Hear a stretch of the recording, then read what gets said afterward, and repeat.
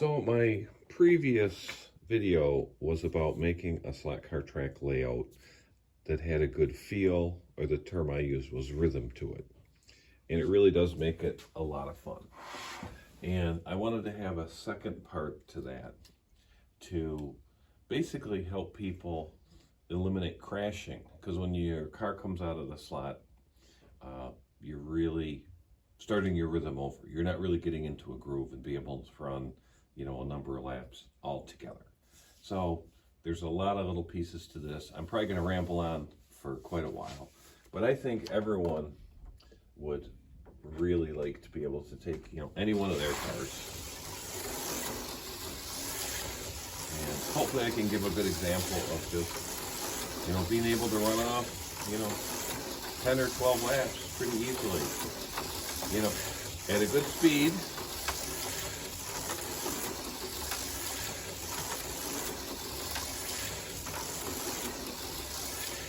Now, that's an old Aurora car from the 60s.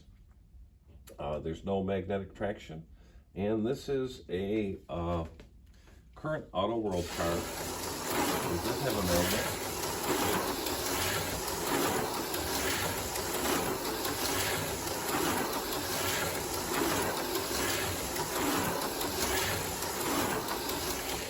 So, I would just like everyone to get to this point to where they can take any one of their cars, run a bunch of laps, kind of get into the groove, and you really get a feel for what it's like to really have fun running and racing slot cars. So probably the first problem people have run into, if there's two cars on the track racing, they're running, and one car falls off, the remaining car speeds up. That's a problem with the power supply. There's not enough amperage in the power supply to maintain a constant voltage when both cars are. So when one car falls off, the voltage actually increases just enough to speed your car up and make you crash. So just a general guideline for most of the cars you'd buy in stores, you would want at least a half of an amp to support each car. Now, I'm using this adjustable voltage Auto World power supply. This has 2 amps, so I could run up to 4 lanes with it. In fact, I use one on my 4 lane. I spliced in another connector. So that's the dreaded power surge. Now, there are people that they'll get a second power supply, they'll get a second terminal track, and have each lane on a separate power supply. And that does solve the problem, but for the same expense, I think you would be much better off getting a power supply with adjustable voltage, because that lets you do other things and it lets you tune in the speed of the cars for your track, and also to a certain extent for the skill of the drivers that you may have. And specifically what I'm talking about, if you have a 5-year-old, you can slow the cars way down to where they can manage them. So the other common complaint, and I see this a lot recently, is people have an AFX track and they'll buy an Auto World car, and their comment is that the car goes flying off at the curves. And I tried it, and they're right, and it does fly off at the curves. And the AFX power supply doesn't have a really good power setting to run these Auto World cars. And people post a question on Facebook looking for help, and they get all kinds of answers. But the real answer I found is, if you put a different power supply, or you get an adjustable one, you can kind of tune in the car where you have good throttle control with the AFX 120 ohm controller. The cars aren't flying off at the corners every time. They still can have them fast enough where they'll crash, but not where it's just this random event where the car goes pop. What you really want to do is set the power supply where you can do this with any car you have.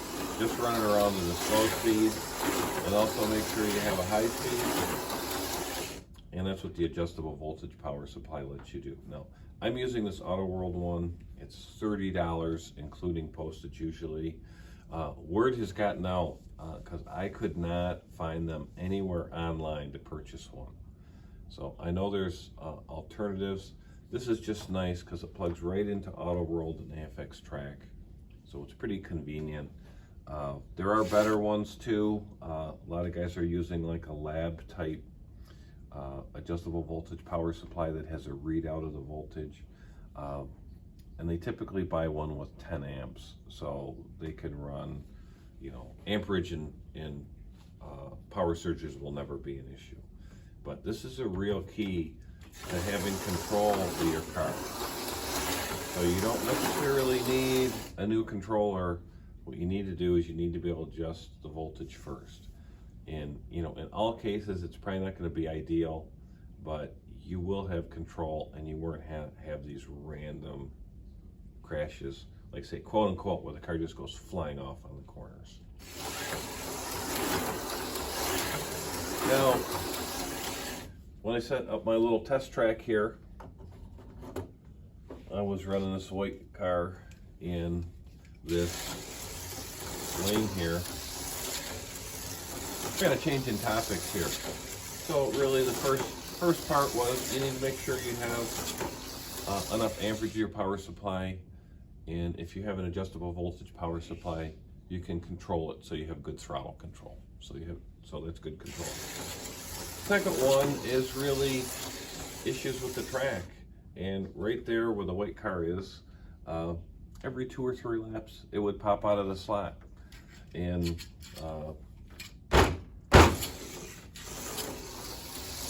stuck there for a second. And what it was is the track just wasn't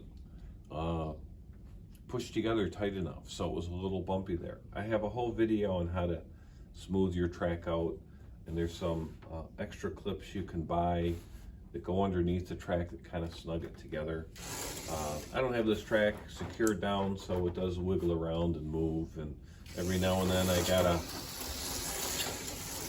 make sure the joints are smooth. But it was interesting that it wasn't popping out the car every lap. It was every 2 or 3, but it was just enough where I really couldn't get into a rhythm.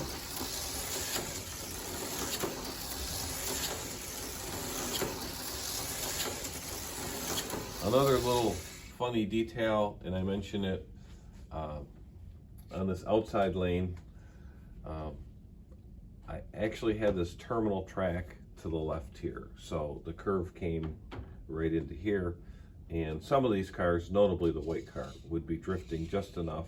It would just catch the edge of this raised portion where the controllers and the power is plugged in and knock the car out.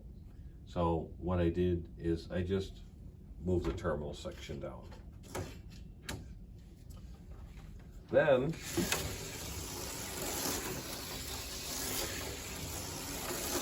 I put these borders up, and again, the same thing. The car was drifting a little bit and falling off the edge of the track. So I put that little piece of tape there just to give it a couple extra ½ inch or so.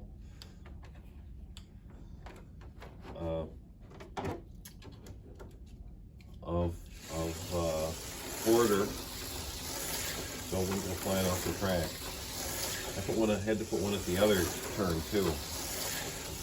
So you need to look for these little just track issues. And I've also had some track, like this track's used. I bought it used recently. I actually made a video on it.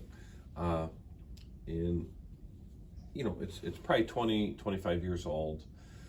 And it's probably been apart and stored. If someone doesn't store it and keep the track flat, you can get warped pieces of track. And you can probably get a new one and a new race set too. But I've had them where they're warped or just twisted just enough that it causes a problem. So those are just little detail things with your track, and you know, if you do have a warped piece of track, there might not be any way to save it. If it's a new race set, again, you need to contact the manufacturer. If it's, like I say, I bought it used, you know, I'm just not going to use that piece of track. It's going to get thrown in the trash. It's just, you know, some cars might be okay on that piece of track. Other cars, like this one without any magnet traction, might not be able to handle it. So those are the kind of things you need to sort out so it doesn't, you know, affect your rhythm. I'm running into this power supply wire here. So those are the kind of things you need to address.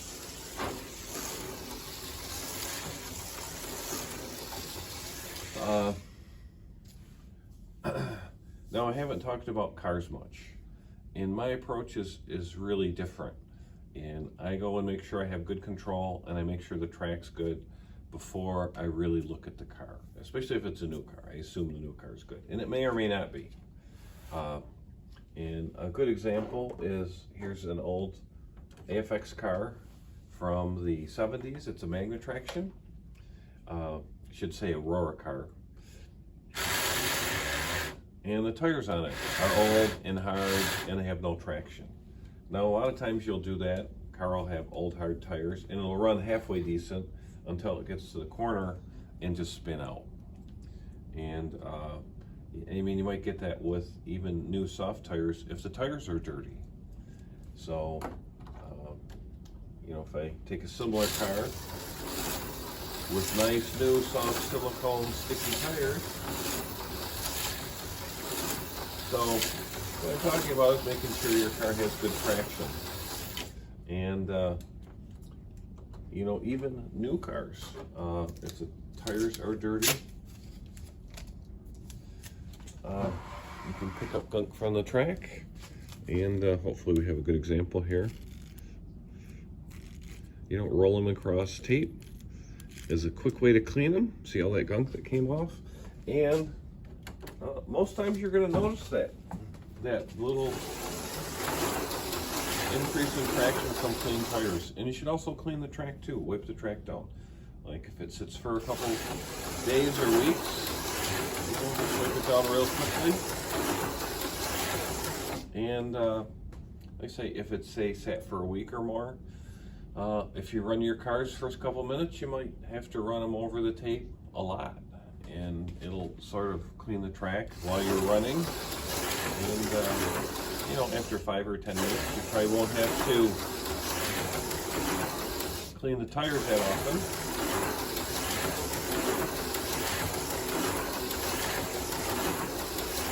Now, again, notice I'm running 120 ohm controller, and the car's fine. It's fun. It's actually fun.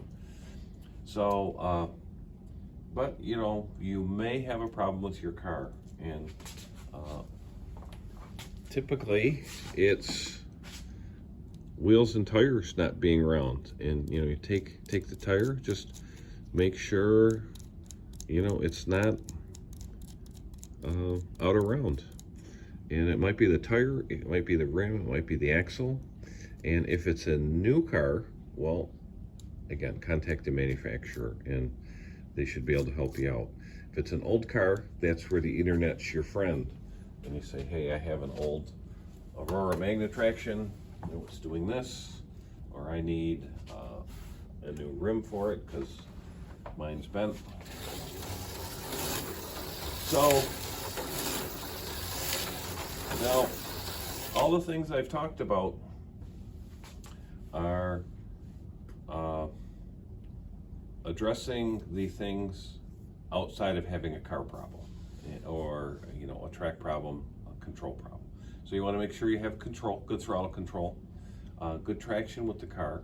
You want to make sure the track's smooth and that there's no problems with it.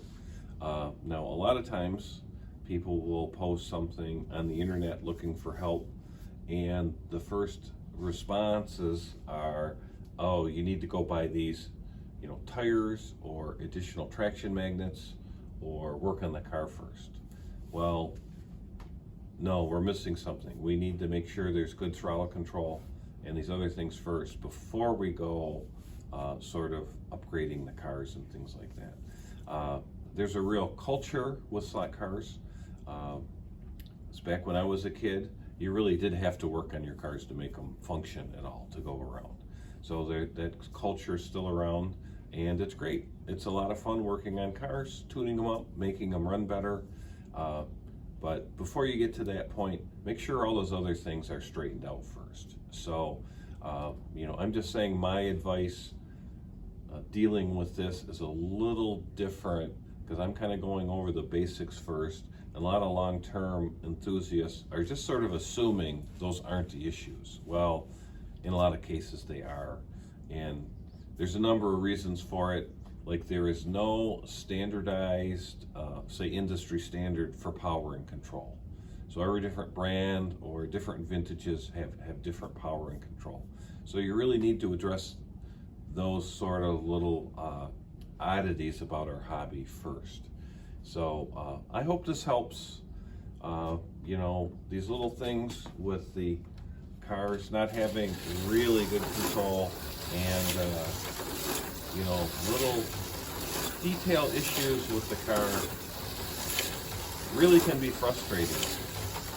But if we can sort out, see, there's the body actually twisted a little bit. But you know, instead of having little frustrations, you know, when you can do this, it's really joyful. It makes it a really fun experience. And when people have fun, they want to come back and do it again, including me.